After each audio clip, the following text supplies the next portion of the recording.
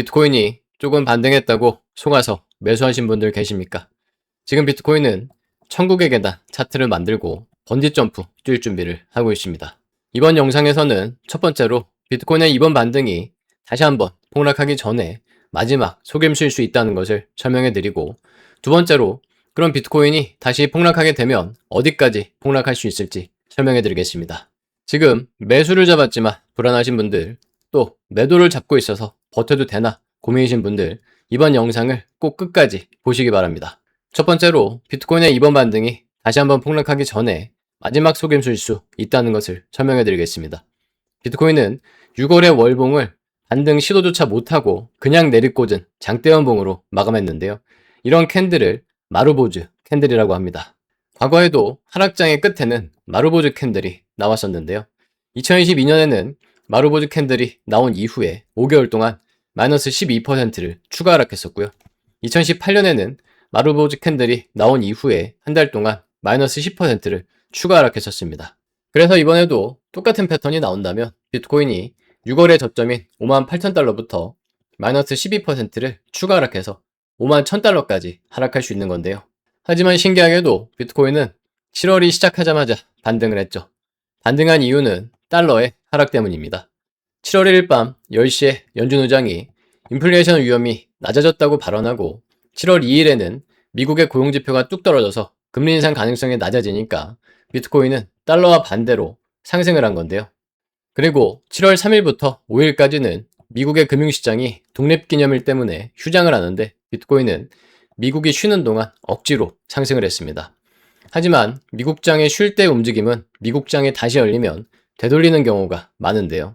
차트를 자세히 보면 지금 현물시장에 거래량이 없는 상태에서 선물시장에서 세력들이 억지로 비트코인을 끌어올린 모습을 볼 수 있습니다. 처음에는 유동성이 부족한 아시아장에서 58,000달러 저점을 찌르고 반등을 시작했는데요.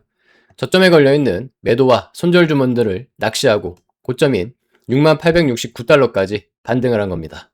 그리고 여기서도 고점에 걸려있는 매수와 손절 주문들을 터트린 다음에 급락했고, 또 다음 고점인 61,897달러에서도 똑같이 고점을 찌르고 급락을 했습니다. 마지막으로 63,166달러에서도 똑같이 고점을 찌르고 급락을 하고 있는데요. 이제 미국장이 열리는 월요일을 앞두고 하락폭이 커지고 있죠. 달러의 하락과 미국의 휴일을 미끼로 세력들이 개미 낚시를 신나게 한탕한 건데요. 만약에 이번 상승이 진짜 현물 시장에서 강하게 매수세가 들어온 것이라면 고점을 장대 항봉으로 뚫고 시원하게 날아갔을 겁니다. 차트 뒤에 숨겨진 온체인 데이터는 진실을 말해주는데요. 지금 코인베이스 프리미엄은 47일 연속 마이너스로 사상 최장 기록을 찍었습니다. 미국의 투자자들은 비트코인을 계속 팔고 있다는 뜻입니다. 또한 순진한 개미들이 세력들 낚시에 속아서 비트코인이 반등한다고 매수하는 동안 고래들은 차트 뒤에서 조용히 매도 물량을 쌓고 있는데요. 하루에 무려 7조 원의 비트코인을 거래소에 입금하고 있습니다.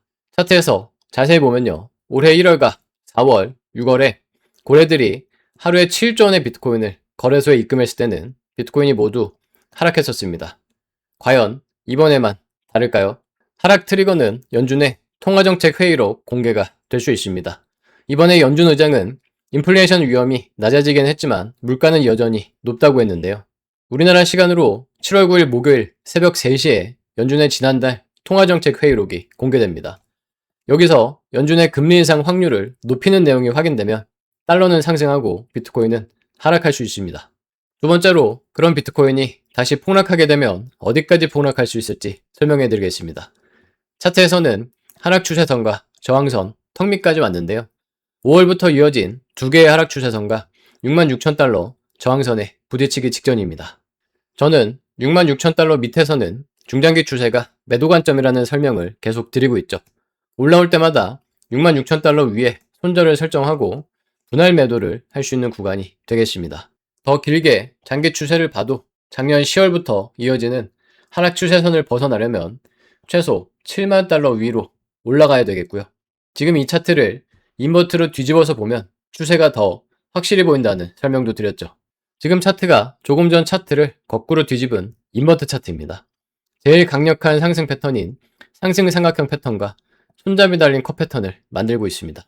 고점을 돌파하기 전에 힘을 모으는 구간이죠. 그래서 6만 달러가 완전히 무너지면 1차로 5만 달러, 2차로 4만 달러까지 하락할 수 있겠는데요. 비트코인 현물 ETF가 출시된 이후에 만들어진 저점들입니다.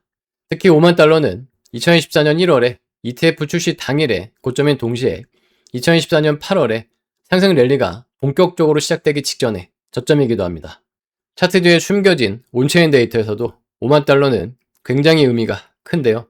장기 투자자들의 평단가를 비롯해서 5개의 온체인 데이터가 모두 5만 달러를 가리키고 있습니다. 또한 앞에서 설명드렸던 마루보즈 캔들 기억하시나요? 마루보즈 캔들도 저점으로 5만 1000달러를 가리켰죠. 하지만 다시 꺾이기 전에 기술적으로 단기 반등이 조금 더 이어질 수는 있겠습니다. 지난 영상에서도 1차로 6만 1800달러, 2차로 6만 3200달러, 3차로 6만 5600달러까지는 단기 반등이 나올 수도 있지만 언제든지 꺾일 수 있기 때문에 매수보다는 관망하거나 오히려 고점에서 꺾일 때 분할 매도를 하는 것이 더 효율적이라는 설명을 드렸죠.